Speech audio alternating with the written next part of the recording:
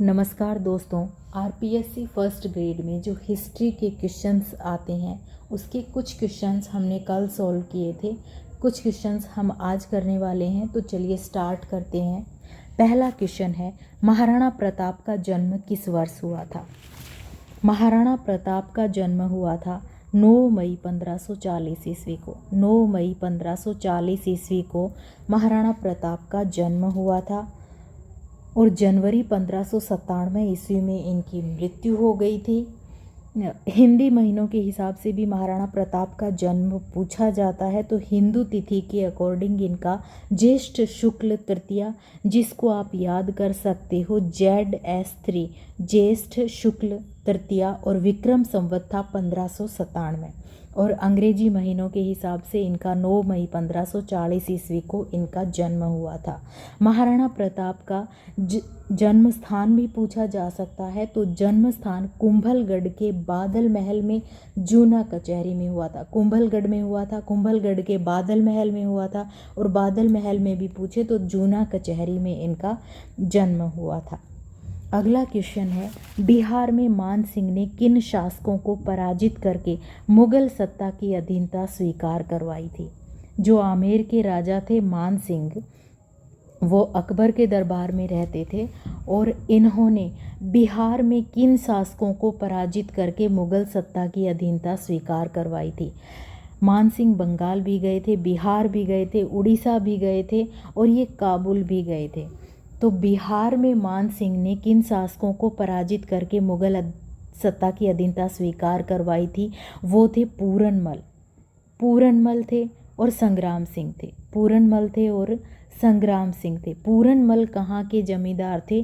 पूरनमल थे गिद्धौर के, और संग्राम सिंह थे खड़गपुर के। संग्राम सिंह थे खड़गपुर के और पूरनमल थे गिद्धौर के। जो बिहार के स्थानीय जमींदार थे, वो उनके विद्रोह को दबाने के लिए अकबर ने मान सिंह को भेजा था।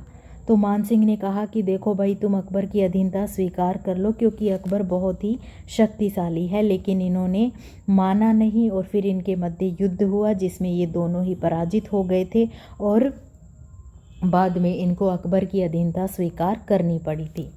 अकबर द्वारा मान सिंह को कौन से मुगल प्रांत का सूबेदार नियुक्त किया गया था? तो मान सिंह को काबुल का सूबेदार नियुक्त किया गया था, बिहार का नियुक्त किया गया था, और बंगाल का नियुक्त किया गया था।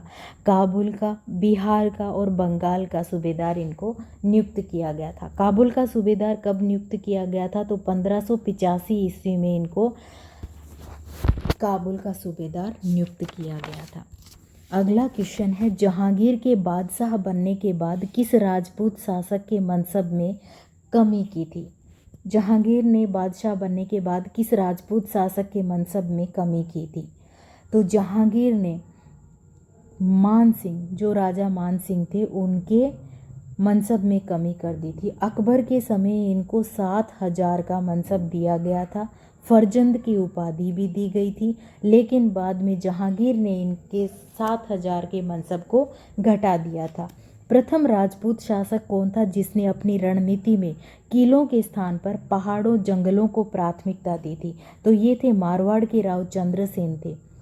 इन्होंने कहा भाई, जो मुगलों से जो लड़ाई करनी है वो हम किलों में रह के नहीं कर सकते, हमें बाहर निकलना पड़ेगा, और इन्होंने जंगलों में रहते हुए उनका विरोध किया था।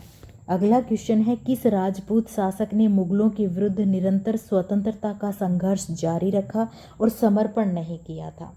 तो यही है मारवाड़ के राव चंद्रसेन। इनको प्रताप का अग्रगामी भी कहा जाता है। क्वेश्चन आ सकता है कि प्रताप का अग्रगामी कौन था? तो ये थे राव चंद्रसेन, और इनका शासनकाल भी पूछा जा सकता है। तो 1562 से 1581 ईस्वी इनका जो था वो शासनकाल था।